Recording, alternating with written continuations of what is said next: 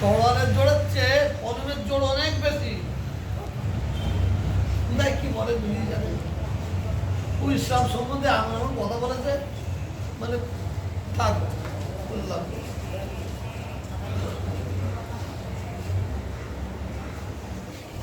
এই যে পশ্চিমবঙ্গের ধর্মের রাজনীতি দেখা যাচ্ছে, নানান রাজনৈতিক দল, এটা মানুষের, পশ্চিমবাংলার মানুষের জন্য লজ্জা। সারা ভারতবর্ষের অন্যান্য রাজ্যে যার বিজেপি যে ধর্মের সুশুরি দিয়ে যে রাজনীতি করে, এটা সারা ভারতবর্ষের মানুষ ঘৃণা করে। কিন্তু আমাদের বাংলায় ছিল না।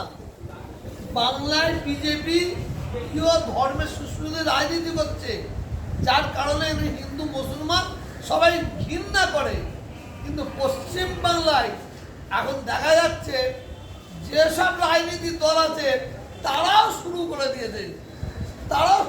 দিয়েছে এই ধর্মের সুশুরি দিয়ে রাজনীতি করে প্রত্যেকটা দল এখন ফায়দা নেওয়ার চেষ্টা করছে। অতএব প্রত্যেকটা দলকে বাংলার মানুষ চিনে নিয়েছে।